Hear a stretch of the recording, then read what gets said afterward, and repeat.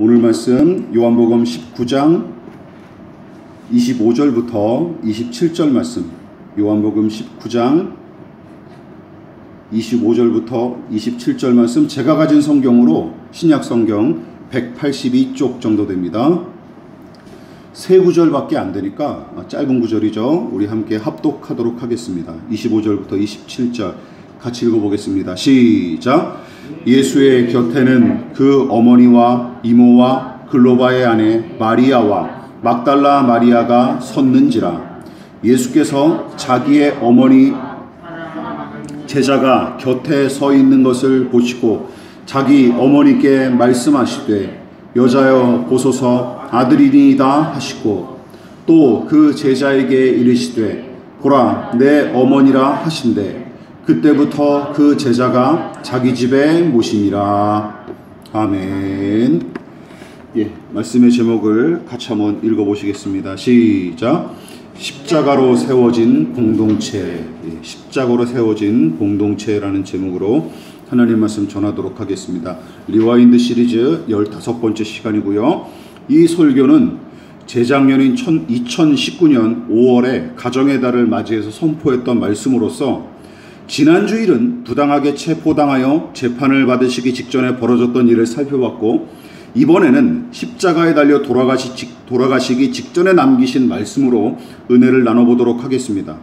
우선 본문의 이 말씀은 가상칠언, 즉 예수께서 십자가에 매달린 채 죽기 전에 남기신 7마디 말씀 중 하나로서 유일하게 개인적인 당부와 부탁을 담은 말씀입니다. 아버지를 향해 사력을 다해서 올려드렸던 3번의 기도, 십자가에 못 박힌 오른편의 죄수를 향해서 낙원을 허락하셨던 말씀, 엄청난 출혈로 말미암아 지독한 갈증을 호소하시면서 내가 목마르다 하신 말씀, 그리고 돌아가시기 직전에 다 이루었다 하신 말씀을 가상칠언으로 부릅니다. 그런데 다른 6가지의 말씀에 비하면 마리아와 요한에게 하신 이 말씀은 사사로운 대화처럼 들려서 뜬금없어 보입니다. 예수님은 십자가에 달려 고통당하시는 중에도 어머니 마리아와 제자 요한을 함께 부르셨고, 먼저 어머니를 향해서는 제자 요한을 가리켜 여자여 당신의 아들입니다 하고 소개한 뒤 요한에게는 보시오 당신의 어머니요 하며 어머니 마리아를 어머니처럼 모시도록 당부합니다. 이 말씀이 십자가 위에서 하신 7마디 말씀 중 하나예요. 그만큼 중요한 말씀인 게 사실이죠. 그런데 우리는 이 말씀만 가지고는 이게 중요한 말씀인가 의아해하기 쉽습니다. 게다가 어머니 마리아를 향해 여자여 하고 부르신 것도 의아합니다. 그러나 이런 일이 처음은 아니에요. 예전에 어머니 마리아와 동생들이 예수님을 만나려고 찾아왔으나 무리를 가르치시던 예수님은 이렇게 말씀하시면서 친가족들에게 거리를 둔 적이 있었습니다. 어떻게 말씀하셨습니까? 같이 읽어볼게요. 시작. 누구든지 하늘에 계신 내 아버지의 뜻대로 하는 자가 내 형제요 자매요 어머니라 하시더라. 그러니까 당신의 진짜 가족은 아버지의 뜻대로 하는 자라고 단호하게 잘라 말씀하신 것이죠. 당신을 한 인간으로서만 취급하는 가족과 주변 사람들의 생각을 아예 차단하시려는 의도로 하신 말씀입니다. 여러분, 십자가에 달려 어머니를 향해 여자여라고 부르신 이유도 마찬가지입니다. 즉 예수님은 지금 죄인의 대표이자 그리고 하나님의 아들로서 이 일을 감당하는 중이지 마리아의 아들로 십자가에 달려 계신 게 아니기 때문입니다. 어쨌든 이 당부로 말미암아 요한은 예수의 어머니가 돌아가실 때까지 내내 곁에서 보살폈고, 마리아는 요한을 아들처럼 여기고 그의 보필을 받으며 여생을 보낸 거로 알려져 있습니다. 그런데 예수께서 어머니 마리아와 제자 요한에게 남긴 말씀은 두 사람의 입장에서 생각해보면 너무나 어처구니 없는 부탁이에요. 여러분, 우선 마리아의 입장에서 생각해 보시기 바랍니다. 아무리 성령으로 잉태되었어도 예수는 그녀가 직접 산고를 겪으며 낳은 아들 아니겠습니까? 아무 죄도 없는 이 아들이 부당하게 사로잡혀 모진 고문을 당하고 더욱이 잔인하게 십자가 형틀에 못 박혀 죽어가는 모습을 여러분 무덤덤하게 지켜볼 어머니가 세상 천지에 어디 있습니까? 또한 예수가 억울하게 붙잡혀서 부당하게 재판받을 때 생각해 보십시오. 충성을 맹세하던 제자들은 코빼기도 내비치지 않았습니다. 그런데 그놈들 중 하나인 이 요한을 친아들처럼 여기며 받아들이라니 여러분이 마리아라면 그 제안을 기쁘게 흔쾌히 받아들일 수 있겠습니까? 배신자를 아들로 삼으라는 얘기가 여러분들에게는 그렇게 달가운 이야기처럼 들리겠냐라는 얘기죠. 물론 처형장까지 따라온 일은 그나마 좋게 봐줄만 하지만 정작 필요할 때는 비겁하게 쏙 빠졌던 작자 아닙니까? 이런 놈팽이를 친아들로 여기고 살아가라니 아무리 사랑하는 아들의 부탁일지라도 선뜻 들어주기는 어려웠을 테죠. 꺼름직했을 겁니다. 게다가 마리아를 돌볼 가족이 없었던 것도 아닙니다. 다른 자식도 여러 명 있었어요. 제가 여러 번 언급해서 말씀드렸었죠. 같이 읽어볼게요. 시작. 이 사람이 마리아의 아들 목수가 아니냐? 야고보와 요셉과 유다와 시몬의 형제가 아니냐? 그 누이들이 우리와 함께 있지 아니하냐? 요셉과 마리아 부부는 예수 외에도 4명의 아들과 최소한 2명 이상의 딸을 자녀로 둔 게 틀림없어요. 최소한 6명 이상의 남매들이 있었다라는, 동생들이 있었다라는 것이죠. 예수님께. 따라서 맏아들 예수가 없을지라도 나머지 자식들이 충분히 보살필 수 있었기에 크게 걱정할 정도도 아니었어요.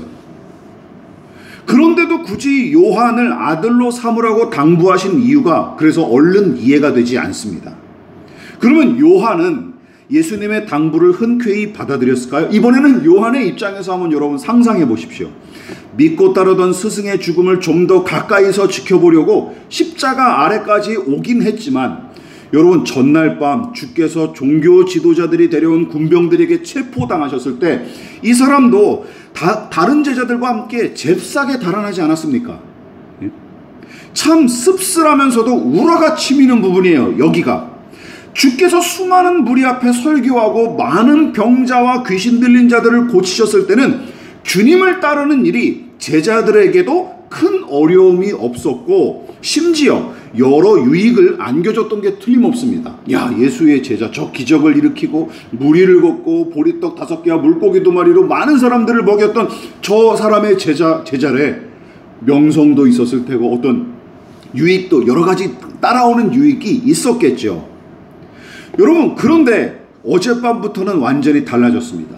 이전에는 호의적이던 사람들조차 종교 지도자들 편에 서서 주를 비방하고 조롱하기 시작했습니다.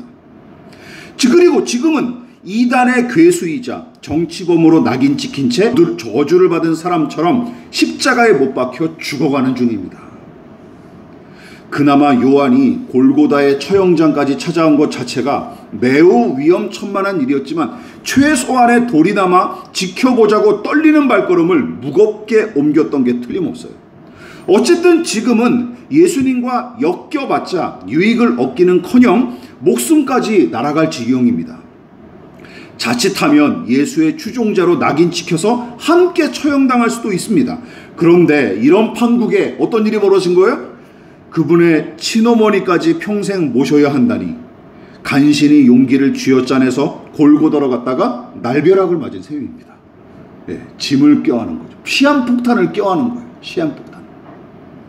정리하자면 다음과 같습니다.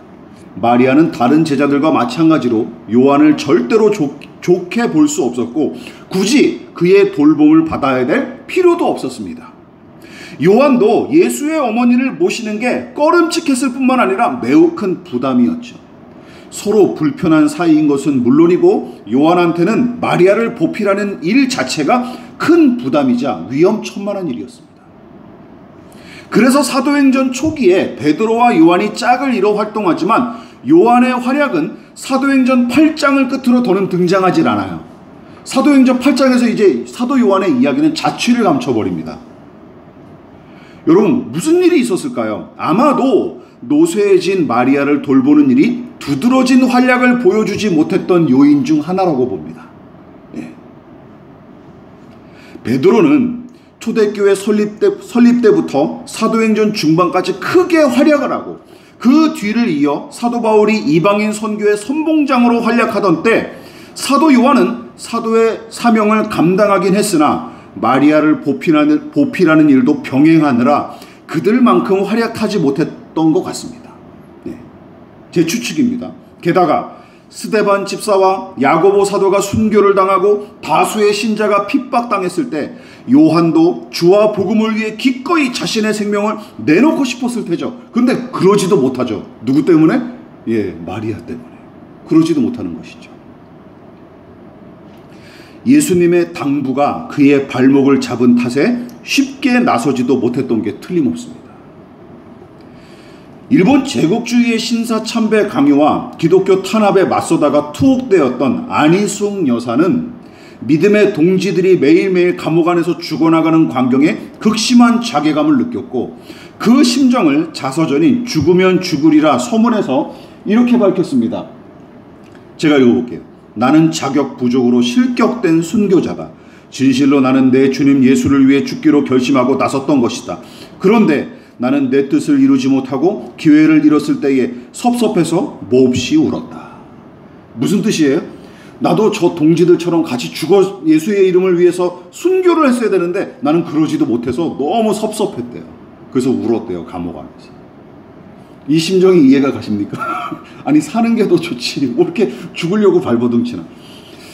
인생 여기 앉아 계신 분들은 다 어느 정도 인생을 살아보신 분들이니까 제 말에 거의 동의하실 거예요. 오래 살고 싶어도 그렇게 다 바람대로 되지 않고 일찍 죽고 싶어도 그렇게 잘 죽지 않더라고요. 인생은. 그렇지 않습니까? 내 뜻대로 되는 게 인생이 아니더라고요. 바로 이 안희숙 여사도 이것을 절절히 감옥 안에서 겪었던 것이죠. 사도 요한도 비슷한 심정이지 않았을까요? 안희숙 여사처럼. 내가 저 다른 동료 사도들처럼 동료 제자들처럼 나도 저렇게 뭔가 목숨 바쳐서 뭔가 화려한 불꽃처럼 나 자신을 활화살처럼 다 태우고 산화됐으면 좋겠는데 지금 이 어머니를 노인네를 모시느라 이두지도 못하고 그냥 계속 편지나 쓰고 앉아있는 거예요. 교회들을 향해서. 목회나 하고 숨어서 목회나 하고 앉아있는 것이죠. 사도 요한의 심정도 비슷했을 겁니다. 그러나 그는 다른 사도들처럼 죽으면 죽으리라 하고 멋지게 한 목숨 내던지겠다며 나서기는커녕 예수의 모친 마리아를 보필하느라 마음껏 활약하기조차 어려웠을 것입니다. 제가 만일 사도 요한이었다면 속으로 이렇게 생각했을 것 같아요. 그때 다른 사람들처럼 집구석에 틀어박혀 있을걸. 괜히 십자가 아래까지 따라왔다가 덤터기를 쓰고 말았구나. 다른 사도들은 주와 복음을 위해서 왕성하게 활약하는 중인데 나는 지금 이 노인네를 끌어안고 피신이나 다니다니.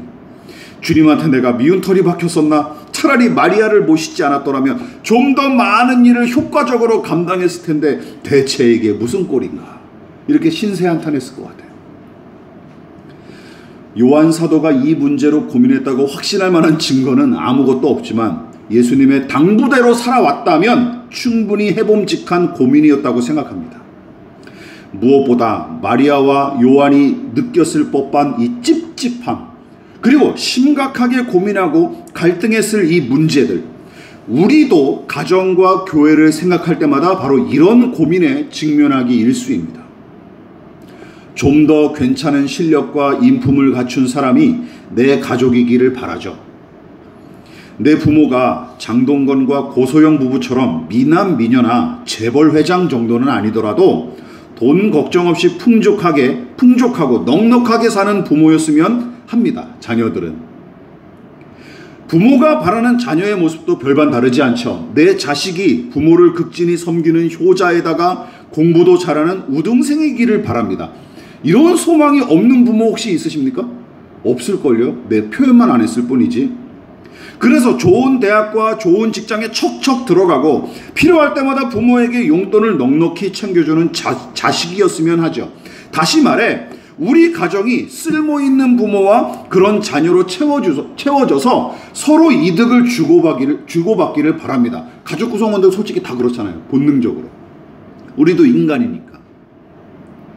교회도 마찬가지죠. 여러분, 대부분 신자가 교회의 위신과 명성을 세우기에 적합하고 교회의 규모를 키워갈 만한 수완을 지닌 교인과 목회자를 기대하죠. 그렇지 않습니까? 돈 없으면 교회 나가기도 힘들다 하는 이야기가 심심찮게 들려오는 까닭이 여기에 있습니다. 교회가 직간접적으로 많은 헌금을 요구하고 거기에 부응하는 교인들을 노골적으로 우대하기 때문입니다. 돈 없는 장로님 혹시 주변에 보셨나요? 저는 거의 보지는 못했습니다. 그리고 제가 예전에 섬기던 교회에 제가 부교육자 있을 때도 장로 자격이 충분히 되시고도 남는 분이 계셨는데 그분이 뭐 때문에 주저하셨는지 아세요? 한 가지는 새벽 예배 못 나오신다고. 새벽부터 일하시는 분인데 새벽 예배 못 나오신다. 그것 때문에 못 하시겠다. 두 번째는 내가 그렇게 가진 돈이 많지 않아. 이것도 웃기는 일 아닙니까? 이게 신앙이랑 도대체 뭔 관계예요? 이게 이 두 가지가 도대체 그 사람의 인격과 신앙 수준이랑 도대체 무슨 관계예요?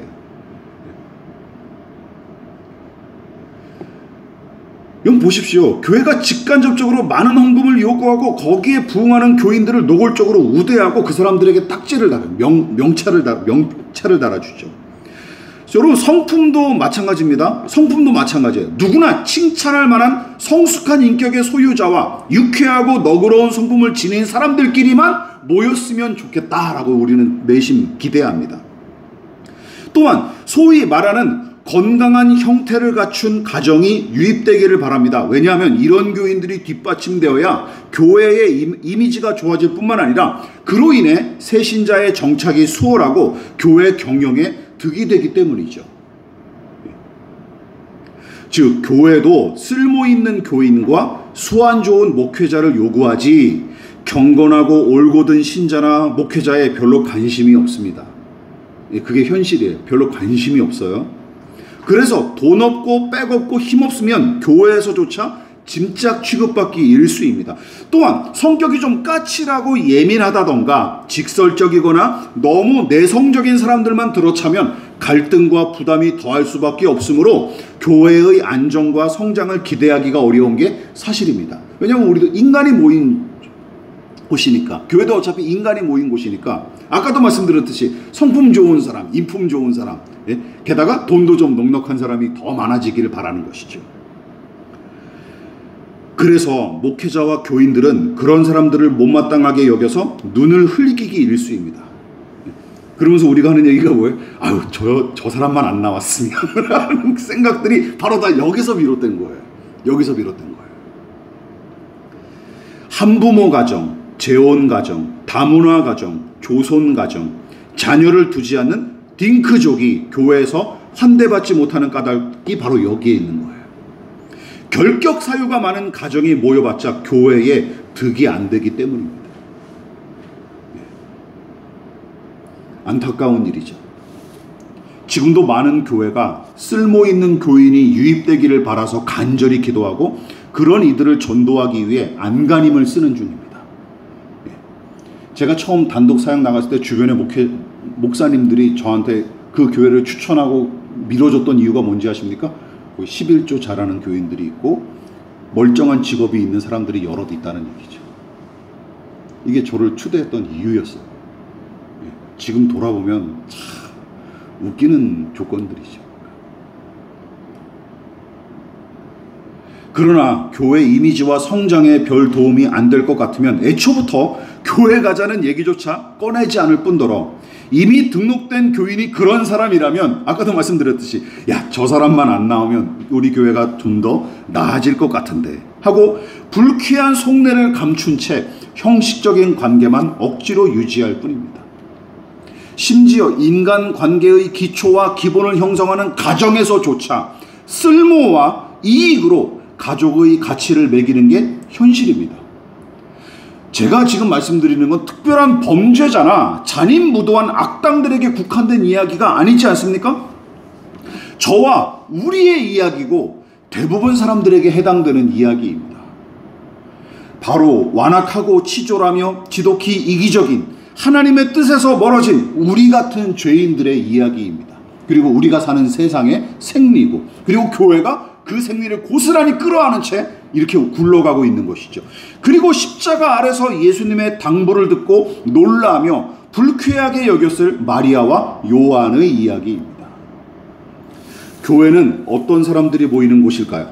그리고 가정은 어떤 곳이 되어야 할까요? 다시금 진지하게 저와 여러분들 고민해 보십시오. 나와 다르고 내게 불쾌감을 준다는 이유로 거절했다면 마리아는 예수님의 당부를 아랑곳하지 않은 채 요한을 비롯한 다른 제자들과의 인연을 끊어버리고 초대교회의 역사와 상관없이 친자식들만 의존하면서 여생을 보냈을 게 뻔합니다. 그렇죠. 자기의 감정대로 살았다면. 사도 요한도 마찬가지입니다. 마리아를 자신의 사역에 유익이나 도움이 안 되는 존재로 여겨서 불순종했다면 훗날 그가 성령의 감동으로 복음서와 서신서와 계시록 같은 글을 쓸 수 있었을까요? 상상도 못할 일입니다. 왜냐하면 요한이 신자들과 교회들에게 내내 강조한 내용이 무엇이냐면 예수 안에서 누리는 사랑과 연합이기 때문입니다. 자, 한번 읽어보겠습니다. 요한일서 4장 11절 시작. 사랑하는 자들아, 하나님이 이같이 우리를 사랑하셨은즉 우리도 서로 사랑하는 것이 마땅하도다. 요한복음 17장 시작. 내게 주신 영광을 내가 그들에게 주었사오니 이는 우리가 하나 된 것 같이 그들도 하나가 되게 하려 함이니이다. 이건 예수님의 말씀이죠. 그것을 요한이 기록한 것이죠. 기억하고. 이처럼 사도 요한은 교회와 신자들을 향해 사랑과 하나됨을 늘 강조하고 가르쳤는데 그 가르침의 결정적인 계기는 무엇이었을까요? 저는 확신하건대 십자가 아래서 들었던 이 주의 말씀으로 봐도 무방할 것입니다. 요한아, 이분을 너의 친어머니처럼 모시고 살아가라. 여기서부터 아주 본격적으로 시작됐을 거예요. 진정한 연합과 하나됨의 원동력은 진리이신 예수님과 그분으로 말미암은 사랑입니다. 믿으십니까? 이것이 교회의 진정한 연합의 요소예요. 혹시 돈이나 모종의 이해관계 따위로 하나 될 수 있다고 생각하십니까? 예, 물론 잠시 하나 될 수는 있어요. 그러나 큰 오산입니다. 그런 관계는 너무나 헐겁고 계산적이며 진실하지 않은 까닭에 금방 깨질 수밖에 없습니다. 기억하십시오. 오로지 진리 안에서 누리는 사랑만이 참된 연합을 가능케 합니다. 믿으십니까? 이것이 우리의 믿음이 되어야 돼요. 말씀을 마무리하도록 하겠습니다. 여러분, 요한은 우레의 아들이라고 불릴 만큼 다혈질적이고 화가 많던 인물이었으나 저랑 비슷한 것 같아요. 무수한 시간과 성령의 은혜를 통해 사랑의 사도로 변화합니다. 그렇다면 그 구체적인 변화의 시점은 어디였을까요? 앞서 언급했다시피 저는 예수님의 십자가 아래서 시작됐다고 봅니다. 마음에 들지 않는 사람을 용납하고 이득이 안 되는 사람을 등에 업는 일이 예수의 어머니 마리아를 모시면서부터 시작된 셈이죠. 마리아가 아들이자 주님이신 예수를 배신했던 제자를 용납하고 그들과 더불어 성령이 하나 되게 하신 교회의 일원으로 설 수 있었던 것도 배은망덕하고 파렴치한 제자 중 하나인 요한을 친아들로 여겨달라는 당부의 말씀에 순종하기 시작하면서부터 마리아도 초대교회의 일원으로 자연스럽게 가입됐다고 생각합니다. 두 사람은 처음부터 서로를 사랑하기가 어려웠습니다. 그게 사실이죠. 그러나 어머니와 아들로 여기며 살아달라고 명령하신 예수님을 사랑했으며 참혹한 십자가 위에서조차 신신당부하신 그 말씀을 귀히 여기고 사랑하기에 순종했습니다.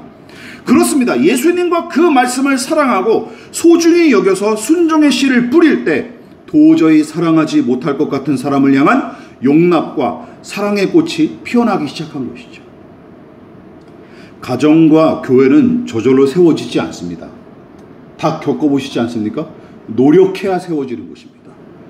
저는 옛날에는 철없을 때까지는 그냥 저절로 세워지는, 그냥 그렇게 굴러가는구나, 저절로 세워지는 거겠거니 근데 그게 아니더라고요. 나중에 다 커보니까 어머니와 아버지의 피땀 어린 눈에 보이지 않는 피땀 어린 수고가 엄청나게 그 근간이 됐던 거고, 우리는 몰랐던 거죠. 그냥 삼시세끼 잘 먹고 학교 잘 다니니까 아무 문제 없다고 생각했던 건데, 돌아보면 그게 아니었던 거지. 엄청난 투쟁과 갈등과 그 싸움을 이겨내고 인내했던 그 토대 위에서 자녀들이 자라났던 것이죠. 여러분 보십시오. 다시 한번 말씀드립니다. 가정과 교회는 저절로 세워지지 않습니다. 그런 곳은 한 군데도 없습니다. 예수께서 십자가 아래 서 있는 마리아와 요한 두 사람을 향해 당부하신 말씀은 가정과 교회가 어떻게 세워지고 유지되어야 하는지 똑똑히 보여줍니다. 마리아는 예수를 배신한 전과가 있는 요한을 쳐다볼 때마다 미움과 원망이 솟구쳐 올랐을 테죠. 처음에는. 요한은 마리아에게 발목 잡혀서 정작 주와 복음을 위해 왕성하게 활약하지 못할 때마다 이분을 고려장을 시킬까 고민하지 않았겠습니까? 고려장이라도 시켜야 되는 거 아닌가? 그러나 그때마다 두 사람은 십자가의 예수님과 그 당부의 말씀을 떠올리며 참고 용납했을 것입니다. 그런 순종과 용납의 시간이 쌓이고 은혜를 통해 그 신앙과 인격이 무르익어 가면서 마침내 사랑으로 하나 될 수 있었던 것이죠. 여러분, 이것은 오랜 시간이 걸리는 것입니다. 그리고 인내해야 가능한 열매들이죠. 은혜를 통해 바로 이런 일들이 벌어지게 된 것입니다. 완벽하게 내 마음에 드는 사람이 존재하기는 할까요? 얼른 그 기대를 접으시기 바랍니다. 설령 그런 사람을 만났다고 호들갑을 떨지라도 절대로 오래가지는 못할 것입니다. 왜냐하면 잠시 눈에 콩깍지가 씌어서 착각했던 게 틀림없기 때문입니다. 내 마음에 드는 사람은 아무도 없습니다. 그렇죠? 없습니다. 없어요. 있으십니까? 있으시면 저한테 예배 끝나고 좀 얘기 좀 해주세요. 저도 제 마음, 아무리 친한 친구, 아무리 존경하는 선배, 목사님이지라도 제 마음에 꼭 드는 사람은 아무도 없습니다. 아무도 없어요. 그러므로 사람을 쓸모와 외모로 판단하지 마십시다. 자신의 시시껄렁한 감정과 미숙한 잣대에 휘둘리지 않도록 우리는 조심해야 될 것입니다. 그래서 기억하십시오. 신앙은 무엇으로 판가름이 날까요? 이것으로 판가름 납니다. 죄송하지만 저도 많이 찔리는 부분입니다. 어떻게 해요? 같이 읽어볼까요? 시작. 우리의 믿음과 사랑은 마음에 안 드는 사람, 쓸모없어 보이는 사람들 앞에서 비로소 그 실력과 수준이 드러나는 것입니다. 나를 이해하는 사람이 하나도 없다고 생각할 때마다, 내 주변에 괜찮은 사람이 없다며 한탄할 때마다, 제가 그래요. 나 같은 죄인을 참으시고 긍휼히 여기신 하나님, 쓸모 있는 구석이 하나도 없는 나 같은 죄인을 살리시려고 보배로운 피를 기꺼이 흘리신 예수님을 생각해 보십시오. 더럽고 졸렬하게 짝이 없는 내 안에 거하고 계신 성령님을 깊이 생각해 보십시다. 그리고 십자가 아래서 주님의 당부를 듣고 비로소 참된 가족과 교회를 세워가기 위해 어설픈 걸음을 시작한 마리아와 요한을 떠올려 보십시오. 그들도 처음부터 쉽지는 않았을 거예요. 그러나 순종하며 걷기 시작했을 때 비로소 사랑의 길을 걸을 수 있었습니다. 우리 가정과 교회가 예수 그리스도의 십자가 아래서 온전히 세워지기를 진심으로 축원을 드리겠습니다. 기도하겠습니다. 하나님, 참 감사합니다. 주의 은혜와 사랑을 힘입어 우리가 살아가고 있음을 항상 생각하게 하시고, 한 사람을 쓸모와 유익으로 판단하지 않도록 주님 붙잡아 주시옵소서. 사람을 외모로 판단하는 일이 거듭난 우리에게도 여전히 풀지 못한 숙제처럼 놓여져 있습니다. 하나님의 시선과 그리고 하나님의 성품을 점점 더 닮아가는 저와 우리 믿음의 권속들 다 될 수 있게 도와주시옵소서. 우리 교회와 가정 그리고 내가 속한 기관이 십자가 아래서 예수님의 말씀을 들었던 마리아와 요한과 같은 심정으로 내가 서 있는 자리를 사랑과 하나됨의 자리로 변화시킬 수 있는 저와 우리 믿음의 권속들 다 될 수 있게 도와주시옵소서. 감사하며 우리를 사랑하신 예수님의 이름으로 간절히 기도 올리옵나이다. 아멘. 지금은 우리를 위하여 십자가에 몸부려 피 흘려 돌아가신 예수 그리스도의 한량없으신 은혜와 하나님 아버지의 극진하신 사랑하심과 성령 하나님의 영원한 사귐이 십자가 아래서 예수님의 당부의 말씀을 듣고 서로 용납했던 마리아와 요한처럼 우리도 서로 용납하기 위하여, 사랑하기 위하여 겸손히 머리 숙인 사랑하는 성도들의 머리 위에 저들의 가정과 직장과 사업장과 학업과 장래 가운데, 그리고 이 나라 이 민족과 한국교회와 저 북녘의 동포들과 세계와 열방 가운데 지금부터 영원히 함께 하시기를 간절히 축원하옵나이다. 아멘.